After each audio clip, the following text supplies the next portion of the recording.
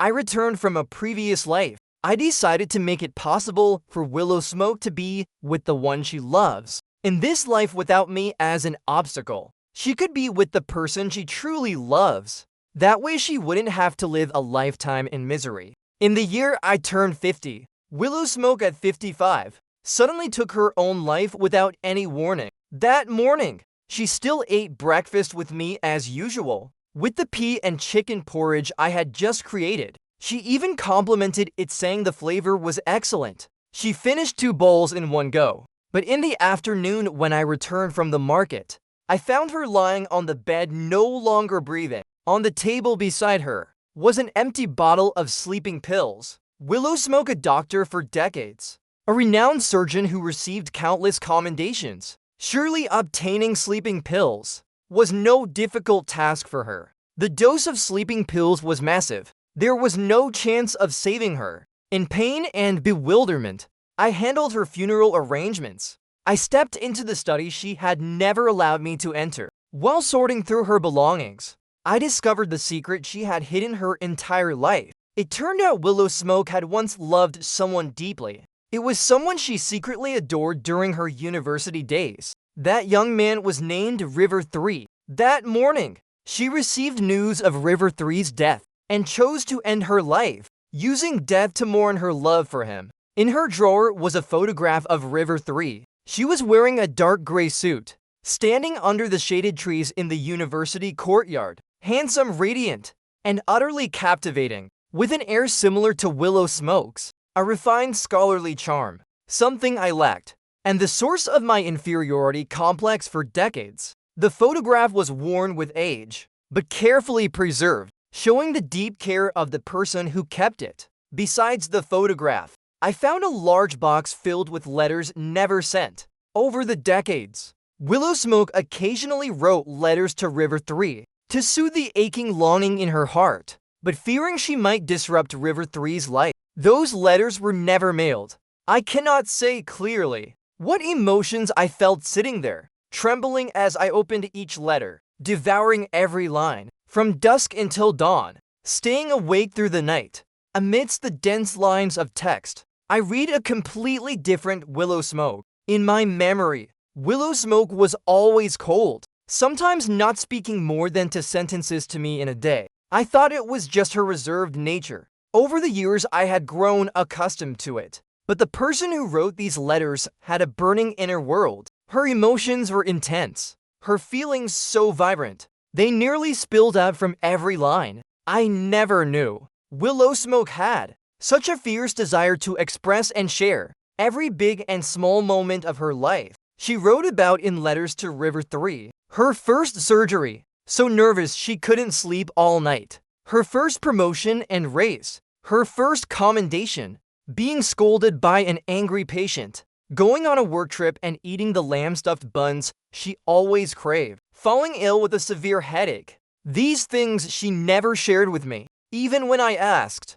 she only gave perfunctory answers, never showing any desire to open up. I remember when she got her first promotion, I prepared a grand feast at home to celebrate. That night she didn't return until 10. Seeing the table laden with delicious food, she only said she had already celebrated with colleagues and went to wash her face. Or when she was upset after being scolded by a patient, she came home and locked herself in the study. I didn't know why she was distressed. I only found out by asking her colleagues. When I asked why she didn't tell me, she coldly replied, "What's the point of telling you? What could you do? What do you know about hospital work?" Already sensitive and insecure, I couldn't utter a word. In those letters, I also found a few, carefully tied with a silk ribbon. Opening them, they were from River 3, a few rare letters he wrote to her. It turned out over a decade ago they had reconnected. That year, during a work trip in the South, someone organized a university alumni reunion. They met again. Willow Smoke learned that River 3's life wasn't going smoothly. That year, River 3 married the daughter of a business tycoon. Indeed, he lived comfortably for a few years, but later his wife became addicted to gambling, losing everything until they were bankrupt. Hearing his story, Willow Smoke's heart ached. The next day, She went to the bank and transferred 50,000 yuan to River 3. From then on, the letters expressing her longing were no longer sealed as before, but occasionally sent to him, along with bank transfer receipts. Over the decades, Willow Smoke always cared for River 3's life. 8 years ago, Willow Smoke wanted to sell the old house we used to live in. She said a friend in pharmaceutical research had a promising new project needing investment. She wanted to use all the money from selling the house to invest in that project. I wanted to ask a few more questions, but her scornful look silenced me. She glanced at me, saying, "Why do you ask? What do you understand?" Successfully shutting me up. Over a year later, I casually asked if the project was completed. She irritably replied that pharmaceutical projects take years. How could it be done so quickly? I didn't ask further. From the letters River 3 sent back, I learned where that money went.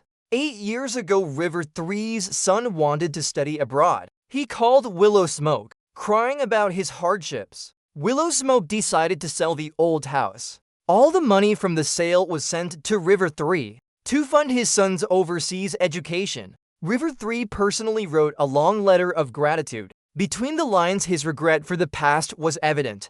In an era when phones were already common, they still exchanged handwritten letters, using this special way to reminisce about their old feelings. How romantic it was. If it were just these things, discovering that Willow Smoke had a true love would only be a pain in my heart. After all, over the decades, her coldness had worn away the passionate love I once had for her. Now, my feelings for her had turned into a faint familial bond. Whether the first loved her or not, I no longer cared. What truly shocked me was a surgical document of Willow Smoke's. Just before we married, she had undergone sterilization after a series of shocks. When Willow Smoke's lawyer brought her will, I could face it calmly. Hearing that she left all her assets to River 3's son, I didn't even have the strength to sneer. Politely seeing the lawyer out, I went downstairs to the market. Willow Smoke was gone, but I still had to live well. She left a considerable fortune to River 3's son, but as her husband for decades, I also received my share of the assets.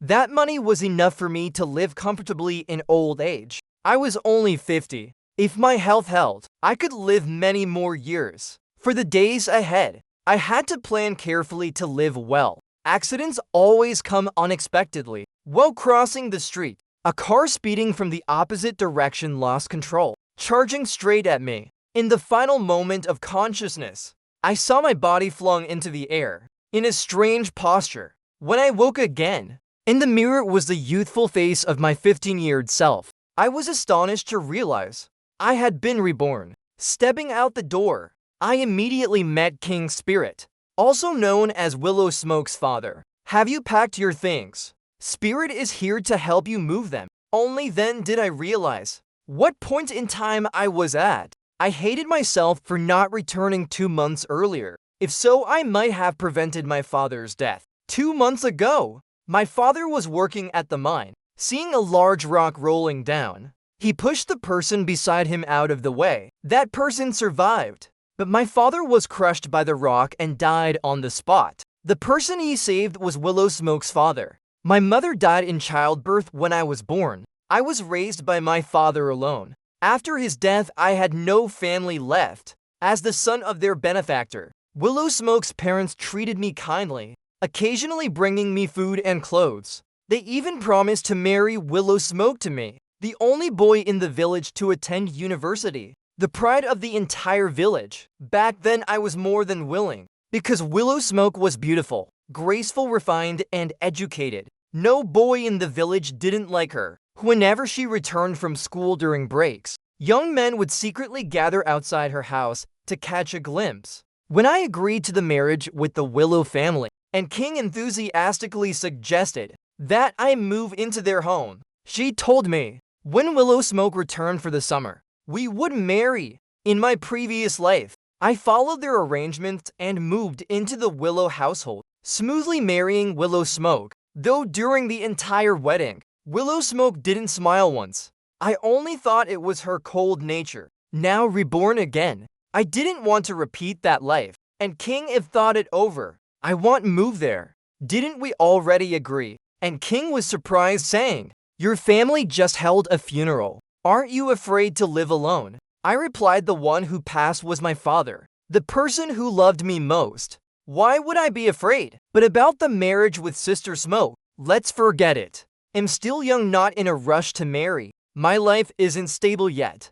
Besides, Sister Smoke is so outstanding. She might already have a boyfriend at school. No way, and King said firmly. Last month I wrote to her, telling her about the marriage with you. She wrote back, didn't refuse, nor said she had a boyfriend. And King told her so early. Truthfully, I still didn't understand.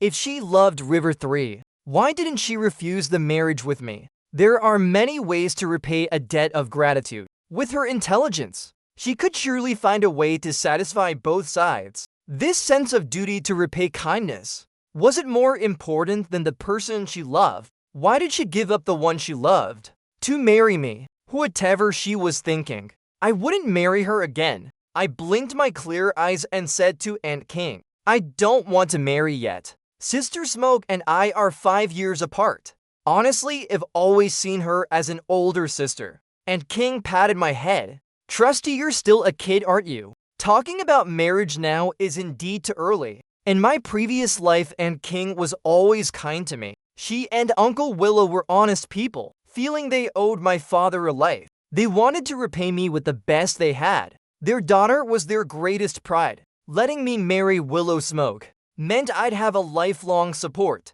Their intentions were truly good, but what they didn't know was that love cannot be forced. Willow Smoke valued filial piety, and because of her familess debt to my father, she silently took responsibility for me. For my sake, she gave up the man she loved. She must have felt deeply wronged. In this life, I didn't want to be the barrier to her love again. That way she wouldn't have to live with lifelong regret, and I would live my own life well. I can't be your son-in-law, but I'll be your son instead. I'm only 15 with no adults left at home. From now on, I'll see you and Uncle Willow as my parents. And King gently replied, all right. Thank you, and King. So what do you plan to do next? I want to study. I looked at her, my voice firm. At a time when the college entrance exam had just been reinstated, in our village almost no one pursued higher education. In recent years in the surrounding villages, only Willow Smoke had been admitted to university. In my previous life, influenced by my environment and family circumstances, like most kids in the village, I thought finishing junior high and being literate was enough. At a certain age, find a good person to marry, then spend a lifetime busy with family and children, living simply. Most people around me lived like that. But decades of living with Willow Smoke, witnessing the development of the era, made me realize the importance of knowledge and degrees. I could feel Willow Smoke's disdain for my lack of education. She never took me to meet her colleagues or friends, nor brought anyone home. Seeing educated people with respectable jobs, I was filled with admiration. I wanted to be as brilliant and radiant as them, able to earn a living for myself. Even so, back then marrying Willow Smoke, the woman I liked, the most outstanding person I knew, I was overjoyed, full of hope. Though later in our marriage, my love for her was gradually worn down. I had no regrets in my heart. Living a simple life was already a blessing. How could one know? Until I discovered Willow Smoke's regrets. I went to Aunt King, borrowed Willow Smoke's old books. She generously gave me all her textbooks. I looked through them. The materials and practice exams were outdated. Nothing from the past 2 or 3 years. The best bookstore was in the provincial capital. I decided to make a trip there to buy the latest study materials. Travel restrictions had eased in recent years. All I needed was a letter of introduction from the village chief, and King helped me arrange it. She also gave me a large package, asking me to deliver it to Willow Smoke. Her university was in the provincial capital. At the school, I asked for directions to Willow Smoke's dormitory. From a distance, I saw a crowd gathered there. As I got closer, I saw 2 people standing in the middle of the crowd. It was Willow Smoke and River 3, dressed neatly in a suit. The refined, handsome young man held a bouquet of fresh flowers, boldly confessing his love to the beautiful girl before him. It turns out, a man could also bravely confess to the girl he likes. Looking at River 3, I felt only admiration. Admiration for his confidence, openness, and courage. Willow Smoke, I like you. Will you be my girlfriend? The crowd around buzzed oh my. The heartthrob from the literature department confessing to the belle of the medical department. A talented man and a beautiful woman. Truly a match made in heaven. It turns out, back in university, they were already seen as a perfect pair. As the one who broke up the destined couple. No wonder Willow Smoke was always cold to me in my previous life. River 3, I can't agree. Her clear but cold voice rang out, stunning everyone. Willow Smoke rejected him, rejected the heartthrob. Some classmates couldn't help but exclaim in shock. River 3's eyes darkened for a moment, his voice tinged with sadness. Why? Am I not good enough? No, River 3, you're wonderful. Willow Smoke gave a bitter smile and shook her head. But I can't be with you, because back in my hometown, Sister Smoke, I suddenly shouted, cutting her off. I understood. In my previous life, Willow Smoke rejected River 3 the same way, saying she had a fiancé back home. River 3 left in sorrow. Then she returned to the village and married me, never able to let go of him for her entire life. In this life, I didn't want to be the one who broke up the destined couple again. Both of them at the center of attention turned to look at me. Willow Smoke, surprised and flustered, frowned and asked Trusty, why are you here? Who's he? River 3 looked at me puzzled. I smiled warmly at him. Hello, I'm Trusty, Sister Smoke's younger brother. Younger brother, you don't share the same surname. Cousins? River 3 asked skeptically. I'm the adopted son of Sister Smoke's parents. Our families live close to each other. We grew up together. To me, she's no different from a real sister. After I firmly refused the marriage, and King said she'd adopt me, and planned to hold a formal adoption ceremony. Hearing this, the suspicion in River 3's eyes clearly lessened. You look young. How old are you this year? She forced a smile. 15. I tried to act like an innocent child. 5 years younger than us. Still a kid, huh? This time she smiled genuinely. Trusty, what are you doing here? Willow Smoke interrupted the conversation. I came to buy study materials, and King asked me to bring you some things. I handed her the package. She took it. Study materials.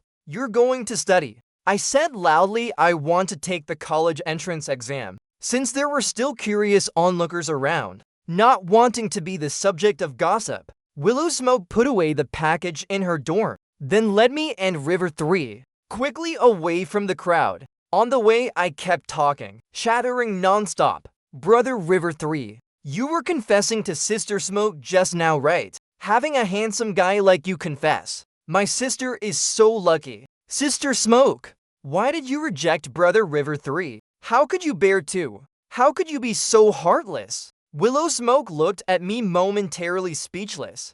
River 3, recovering from the rejection, refused to give up. He grabbed Willow Smoke's sleeve, saying, exactly. Why did you reject me? I won't let this go until you explain. I pretended to have a sudden realization. Oh, could it be like in novels? You have a childhood fiancé back home. Willow Smoke flinched slightly, looked at me, wanting to speak but stopping herself. No way, that's true. I answered for her. Sister Smoke and I are from the same village. If she had a childhood fiancé, how could I not know? This time coming to the city, and King asked me to check if Sister Smoke has a boyfriend at school. She said Sister Smoke is reserved, never shares anything with the family. She's really curious.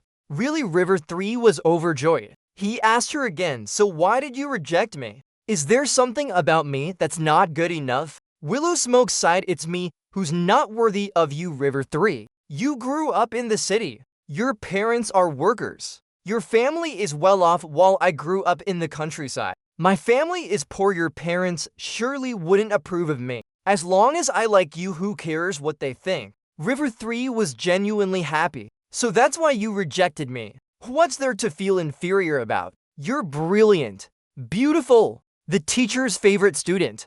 After graduation, you can stay in the city and become a doctor. Your future is bright, that's for later. But now, Willow Smoke said sadly, I don't care, that reason doesn't convince me. River 3 stared at her. I'll ask one more time, I like you. Willow Smoke, will you be my girlfriend? If you reject me again, tomorrow I'll find a new girlfriend. You know, plenty of girls like me. I'll pick the most outstanding one and fall in love with her right away. Under River 3's pressure, Willow Smoke gave in. Fine, let's be together. River 3 raised an eyebrow, so reluctant.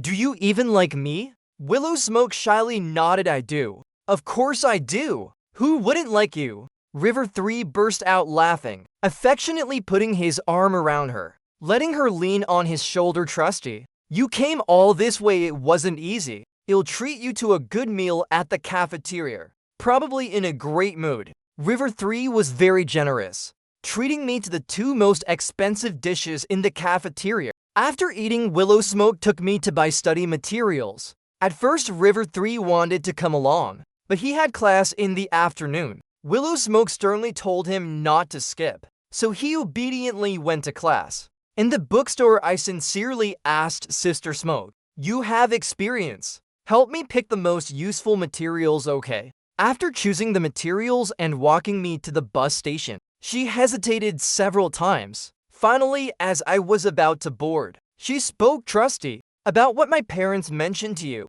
about us, the marriage. I smiled carefree. I'm only 15, I don't want to marry yet. I just want to study. But your father saved my father. Such a great debt must be repaid. Then guide me in my studies more. Help me get into university, that's repayment enough. I looked up, my eyes sincere. You're not marrying me because you like some girl, right? She asked suddenly. I played dumb like someone. What's liking? Why do I need to like girls? Willow Smoke looked at me, her voice light. You really haven't grown up. How could you know what liking is? She patted my head like coaxing a child.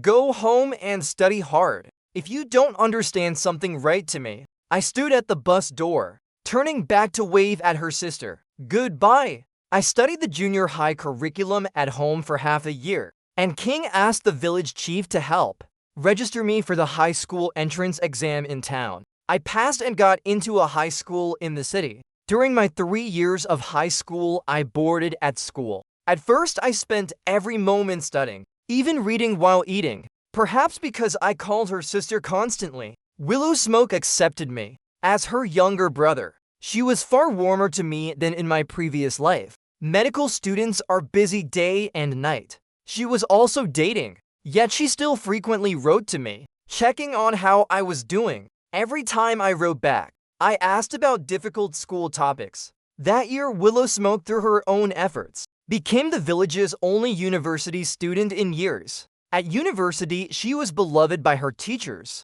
Clearly, she had a real talent for studying. Not using such a resource would be a waste. She patiently answered every question I had, and often sent me the latest study materials. 3 years later, I achieved an outstanding college entrance exam score, ranking 5th in the province. Willow Smoke heard the news and came back to the village to congratulate me. She suggested I apply to her university. Our school is a key university. Trusty, apply here. With me here, it'll be easier to look after you. With how friendly and close Willow Smoke was this time, I still wasn't used to it. I tactfully declined. I haven't decided which school to apply to. What's there to think about? Just listen to me. Trusty can go wherever he wants. Why are you interfering? And King pushed Willow Smoke's father away. You don't understand. Willow Smoke still didn't give up, trying to persuade me further. And King glanced at her. Only you understand.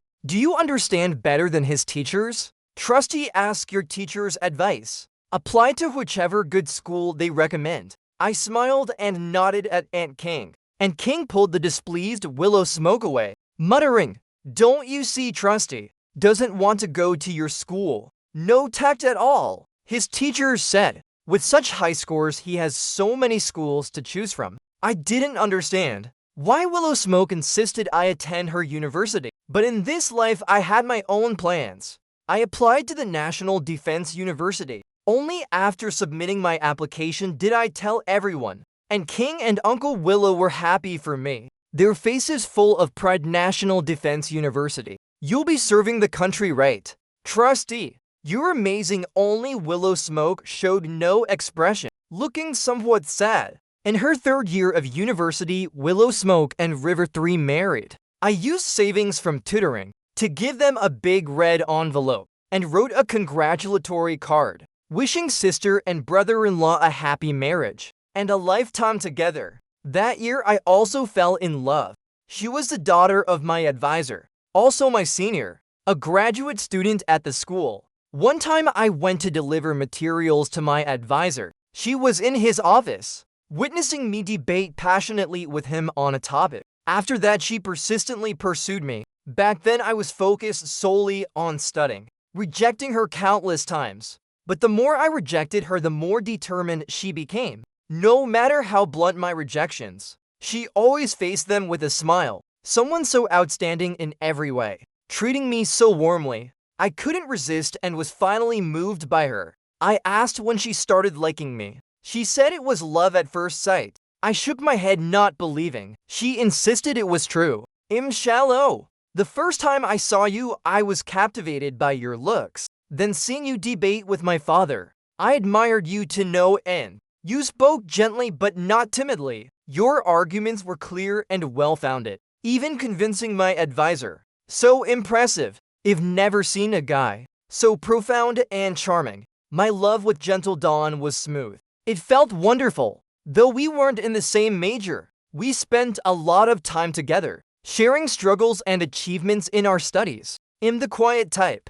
Well, she's humorous and witty, great at bringing positive energy, often making me laugh. We respected each other, encouraged each other, and planned our future together.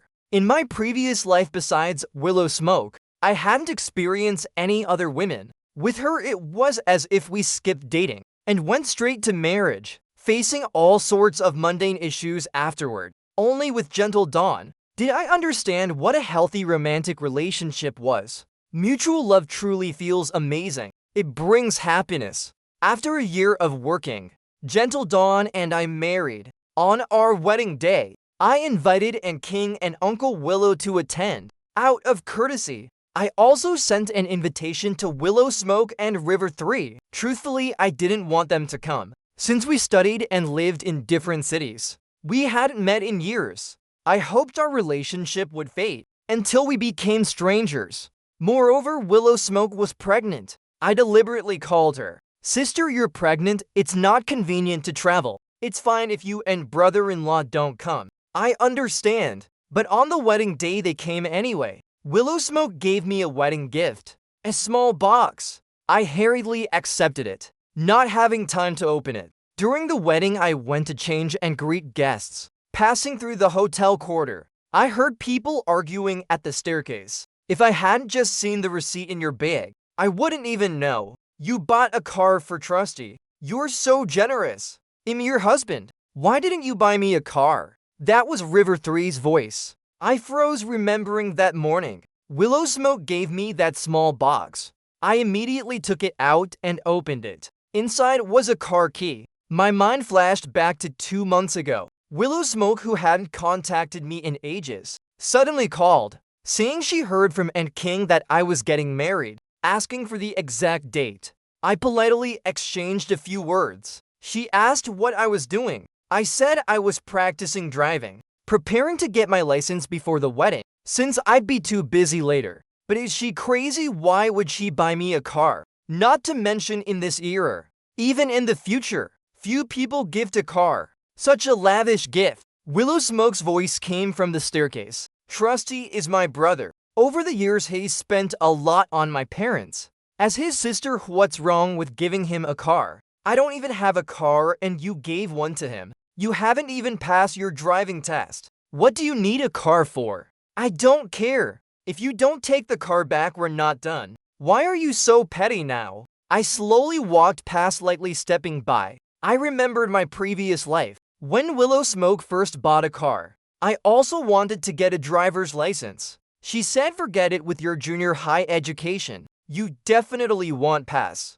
Don't waste your time. Just a few simple words extinguish the spark of courage in me. I don't understand Willow Smoke as a person. She always seems harsh to those closest to her. Her husband was no different. In my previous life, she was cold to me for a lifetime, yet devotedly cared for River 3,000 of miles away. All year round, she never bought me a single piece of clothing. But when River 3 mentioned in a letter that the winter that year was especially cold, she rushed to the north, bought a down jacket, and sent it to him. In this life, she married River 3, the man she loved, but doesn't seem to treat him much better. Knowing he was practicing for his driving test, she still mocked him for not being able to pass. Rather than buying a car for him, she bought one for me, her nominal brother. I truly don't understand her thinking.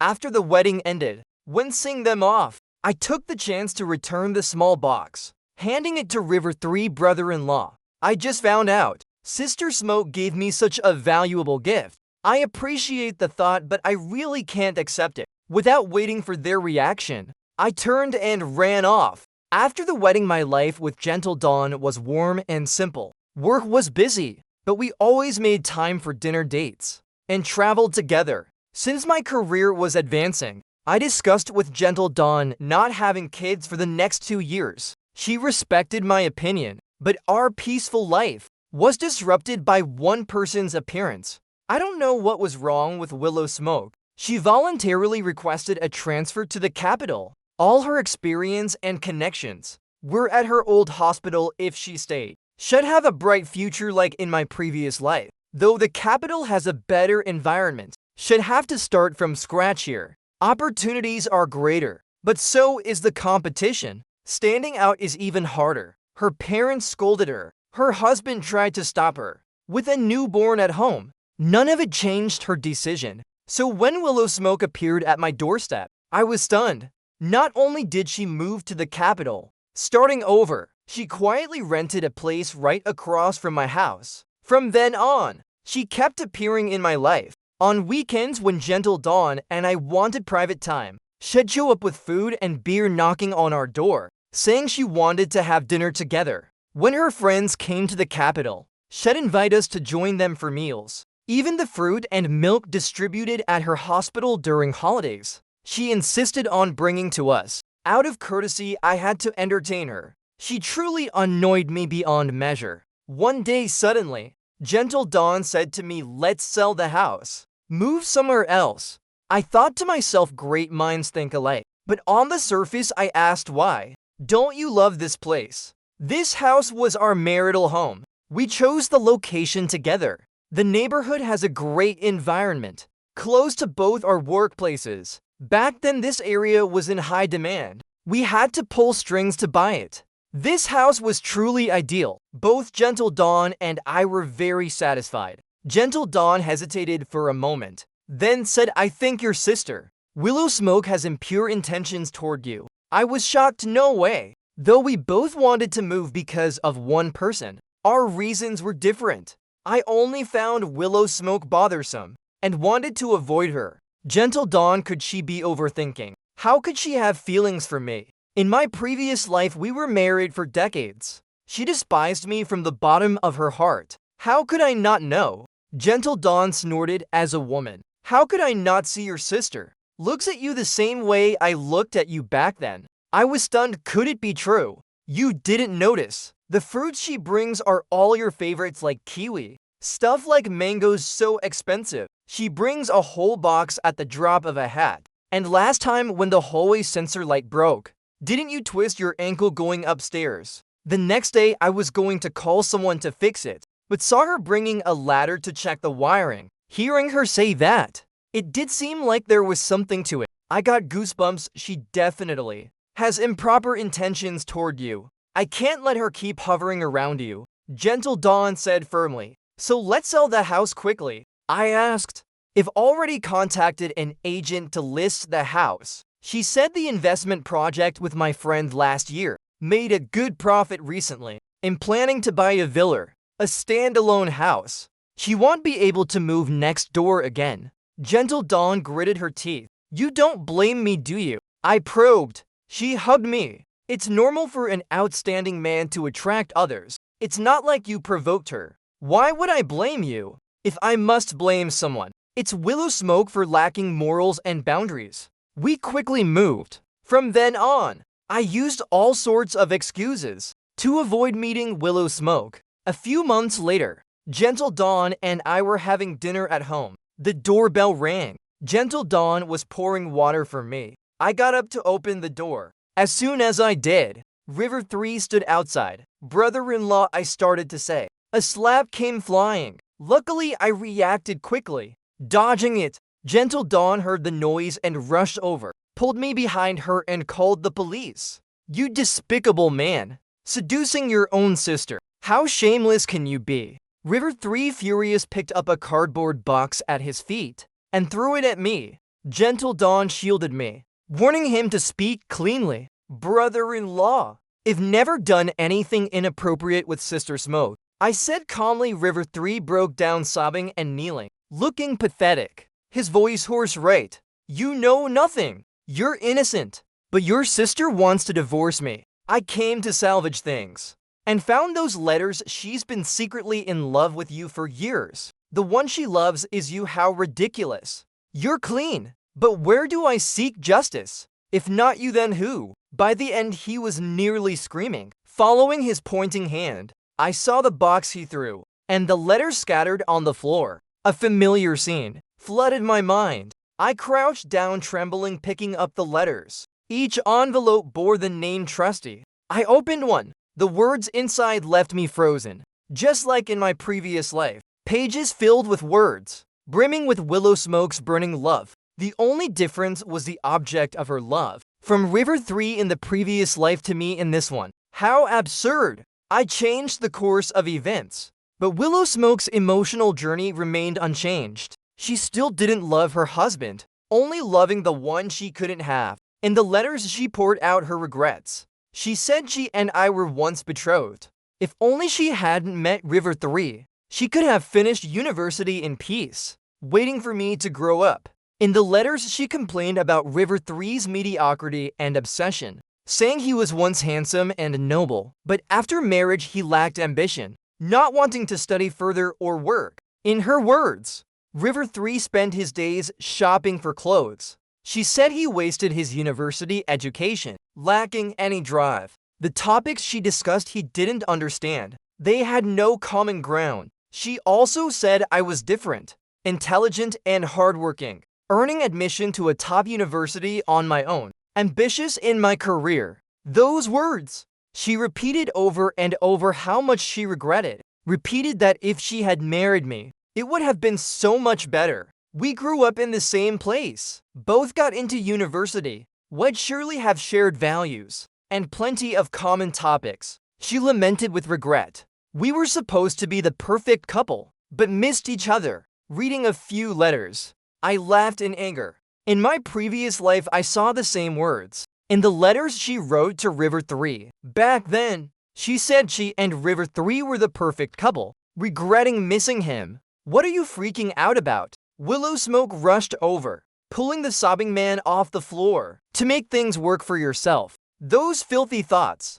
You even abandoned your husband and child, chasing after someone far from home. River 3 sneered. But that person is your so-called brother. He's already married. Willow Smoke, wake up. Shut up. From the moment River 3 spoke, Willow Smoke panicked, trying to silence him. But it was futile. His words still came out as he struggled. Trusty. Willow Smoke looked at me in panic, wanting to explain but not knowing how. Her face flushed with shame, daring to love but not to admit it. River 3's face was grim. You know how wrong your thoughts are. Delete the disgusting things you wrote. Your brother has read them. Haha, how will you face him now? Willow Smoke then noticed the letters scattered on the floor. Her face turned pale. She hurriedly knelt, frantically picking up the letters and putting them back in the box. Her hands trembled violently, finally gathering all the letters.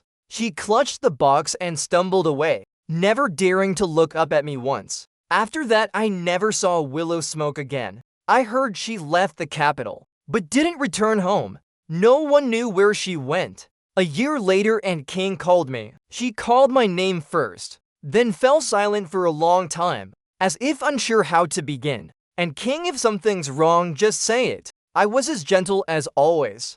I was angry at Willow Smoke, but Aunt King had never hurt me. I was clear about that. Trusty, can you come see Smoke? She's barely hanging on. Keeps calling your name. Willow Smoke had been in a car accident. She wasn't going to make it. Unable to refuse Aunt King's plea, I took a late-night flight to see her. In the hospital room, Willow Smoke was covered in tubes. Seeing me, she struggled to smile. Trusty, I'm sorry for wasting decades of your life. I froze. Willow Smoke had been reborn too. I stood by her bed quietly looking at her, smiling faintly. You know, when I saw the letters you wrote to me, I was stunned. Those words, how different were they from the ones you wrote to River 3 in the previous life? In your heart, you said marrying me would have been great. You'd have no regrets. But now you know. In our previous life, we were married. But what was the result? You still lived with regret for not being with River 3. You pined for him your whole life because of marrying you. I lived my whole life with only a junior high education. In this life, staying away from you, I got into university. My career and love life flourished. Willow Smoke. In the previous life, it was you who wasted my life. After we married in the previous life, I wanted to self-study, attend night school to improve myself. But your family had issues. Your father had an accident. While helping a fisherman, he drowned. Your mother was devastated, fell ill, and became half-paralyzed. I took your mother into our home, cared for her meticulously for 6 years, until she passed. Back then, Willow Smoke was busy with her career. I never let her worry about household matters. In this life, thanks to my intervention, Uncle Willow didn't go fishing. He escaped that fate. He and Aunt King are still healthy. You could say Willow Smoke's marriage in this life was much smoother than the last, because River 3's family was far better off than mine. At the wedding, they gave generous dowries. Her parents were healthy, causing no trouble for them. But she still made a mess of her marriage. Before, I didn't understand why she was always full of regret. Regret in the previous life, regret in this one. River 3 was her unattainable moon, the one she loved her whole life. In the previous life, she even took her life for him. But in this life, she had him yet still wasn't satisfied. Now I finally understand. Because she's greedy, never content. Once she has something, she forgets its value. Forever dissatisfied with the present. In her heart, what she can't have is always the best. Willow Smoke gave a desolate smile, struggling to speak. You're right, I deserve this. Someone like me doesn't deserve happiness. This is my retribution. Trusty, thank goodness you didn't choose me this time. Seeing her face grow paler, speaking was too much for her. I quickly called the doctor. Willow Smoke ultimately survived, but could never stand again. Confined to a wheelchair for life, River 3 abandoned her and their child. Her parents took her back to the village. The elderly couple not only cared for their daughter, but also raised their grandchild. Their life was quite difficult.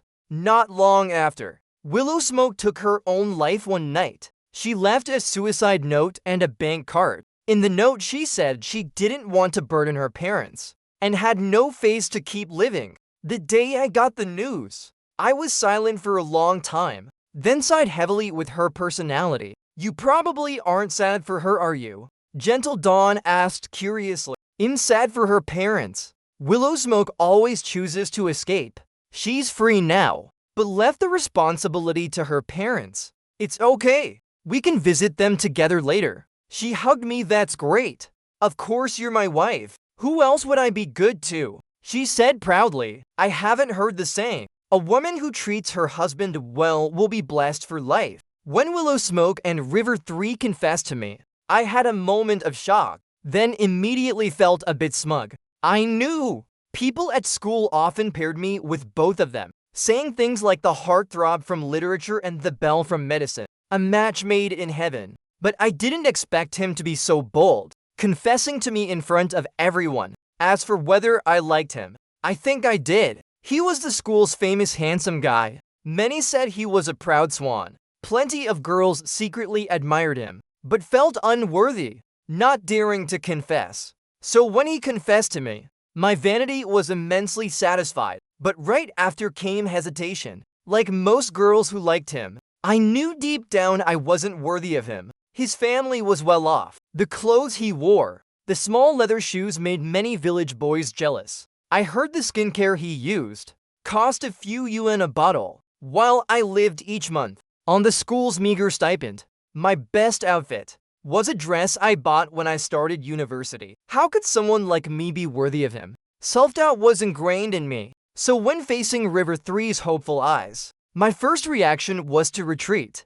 I told myself I couldn't be with him, couldn't let him see my poor ugly side. I opened my mouth to reject him. The excuse was ready because my mother had written earlier, telling me to marry Trusty because his father saved my father's life. I had to repay the debt. When I got the letter, Trusty's face appeared in my mind. Still the image of a young boy, chubby cheeks, bright sparkling eyes. So adorable. If my future husband was him, it didn't seem bad. I realized I had no resistance. Hearing my rejection, River 3 asked why. I was about to say I was engaged back home when Trusty suddenly appeared. Hearing him deny any relationship with me and trying to push me toward River 3, I felt a bit upset.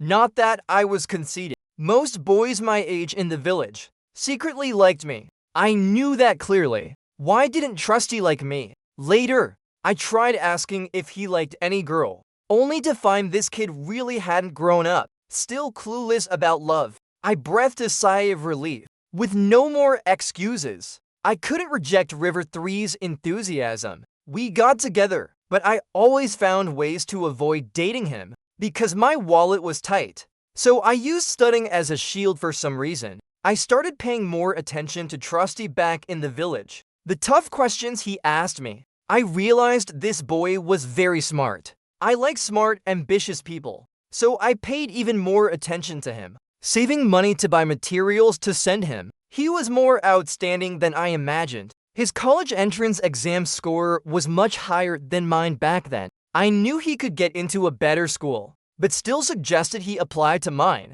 I just wanted him near me, so I could see him often. This desire was intense, but he had his own ideas. He went to the National Defense University, a better school than mine. He was like a fledgling bird, soaring into the vast sky. I knew I couldn't hold him back. After graduating, I started working at a hospital. River 3's parents were very pleased, and I married him. Marrying the man who was the moon in so many girls' hearts. But I wasn't that happy. River 3's parents spoiled him, gave us plenty of money to start our family. Plus my salary was decent. After marriage, he didn't want to work. He said, with his parents as workers and me an outstanding wife, he was born to enjoy life. He didn't want to toil for money, but his hobby was spending money. All his time was spent shopping, buying clothes and dressing up. Sometimes getting ready in the morning took him over an hour. He didn't know how to cook. My 3 meals a day were handled at the hospital cafeteria. I increasingly felt River 3 was just a beautiful but useless vase. Not to mention my work and expertise. Even talking about literature, his major in university, he had nothing to say. Always superficial and interested. I lost interest in talking to him. He wasn't an independent man, nor a virtuous wife. He had no redeeming qualities. I began to despise him from the bottom of my heart. Actually, I secretly went to the capital a few times. Each time I only dared to watch Trusty from afar, not letting him notice. I knew my behavior was strange, utterly shameful. When I heard Trusty was getting married, I couldn't sleep for days. Such an outstanding man was supposed to be my husband.